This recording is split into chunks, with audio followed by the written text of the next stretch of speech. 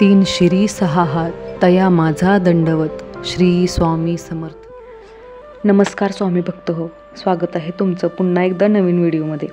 या व्हिडिओचं शीर्षक आहे दिंडीतून जाताना वारकरी महिला डोईवर तुळशी वृंदावन नेतात, पण का? ऐका. त्याआधी व्हिडिओ पूर्ण पहा आणि चॅनलला सबस्क्राईब केलं नसेल तर आत्ताच सबस्क्राईब करून घ्या. चला व्हिडिओला सुरुवात करू. आषाढी एकादशीसाठी महाराष्ट्रातील ठिकठिकाणाहून जवळपास 300 दिंड्या पंढरपूरच्या दिशेने रवाना झाल्या आहेत. त्यात लाखो भाविकांचा समावेश आहे. पुरुषांच्या गळ्यात टाळ मृदुंग तर महिलांच्या डोक्यावर तुळशी वृंदावन असल्याचे निदर्शनास येते. पण हे तुळशी वृंदावन नेण्याचे कारण काय ते जाणून घेऊ. प्रवासात सामान जेवढे कमी तेवढा प्रवास सुखकर असा नियमच आहे. हे माहिती असूनही तुळशी वृंदावनाचा भार डोक्यावर नेताना वारकरी महिलांच्या चेहऱ्यावर कुठेही थकवा असल्याचे दिसत नाही. उलट नाचत गात ओव्या अभंग म्हणत पालखी मिरवणूक दिंड्या मार्गक्रमण करतात. यात तुळशी वृंदावन डोईवर नेण्यामागचे कारण जाणून घेऊ.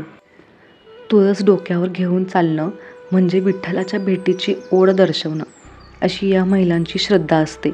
हे श्रद्धेचं पाऊल आहे जे प्रत्येक पावलागणिक त्याच्या जवळ नेणारं आहे. हा परंपरेचा भाग आहे. तो पिढ्यानपिढ्या चालत आलाय.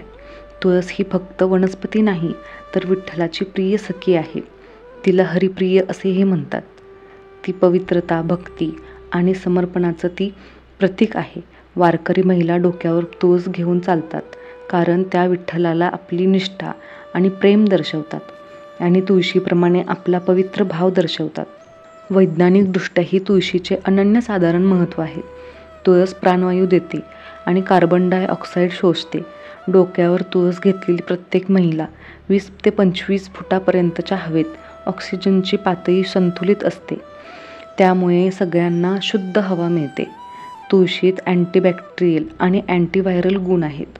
त्यामुळे हवेतले जंतू कमी होतात आणि रोगप्रतिकारशक्ती वाढते, ज्यामुळे वारीत चालणाऱ्या महिलांच्या आरोग्याचेही रक्षण होते.